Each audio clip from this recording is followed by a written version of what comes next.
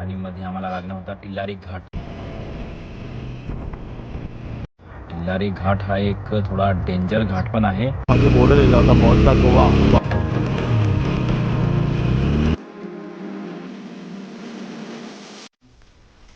महाराष्ट्राचा सगळ्यात मोठा घाट टिल्लारी घाट तो इथून स्टार्ट होता. आता पुढे घाट आहे आम्ही थांबणार नाही. त्यामुळे रेनकोट वगैरे आताच घालून येतो. पुण्यामध्ये पाऊस आहे, पुरा पाऊस. चालेल बरं, बघून घेऊ किती पाऊस पडतो.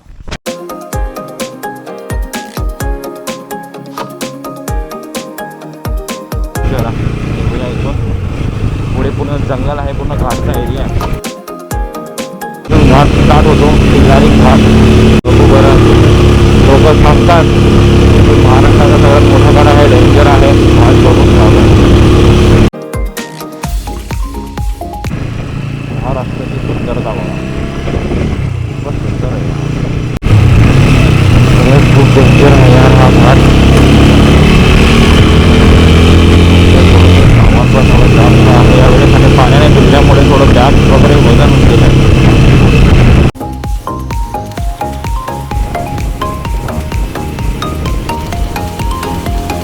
बोर्ड लिहिला होता मौजला गोवा, वाहन धीरे चलाए. मौजला गोवा यार पहिले आमच्या बाईकवर जास्त सामान आहे आज. आणि हा घाट बघा,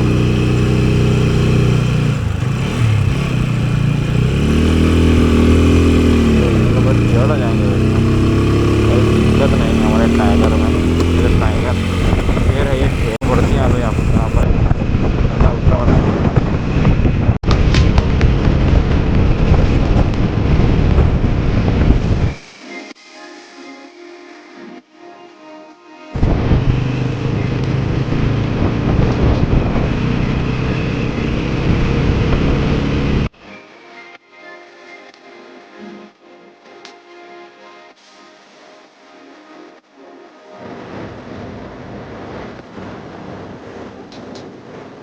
मुन्नारहून जेव्हा आम्ही निघालो होतो तेव्हा 950 किलोमीटरचा जो रूट होता आमचा तो आम्ही कवर केला. त्या रूटमध्ये आम्ही कर्नाटका बाउंड्री टाकली.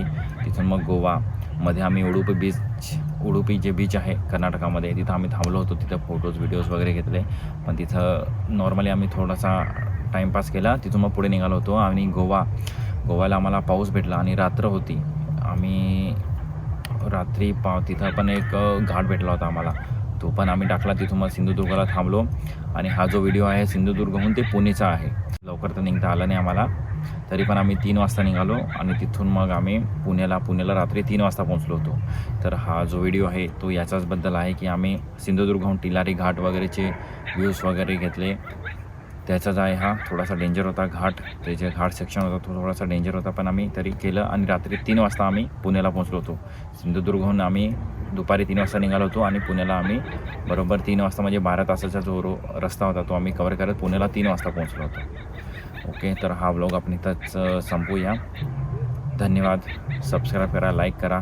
Thank you so much.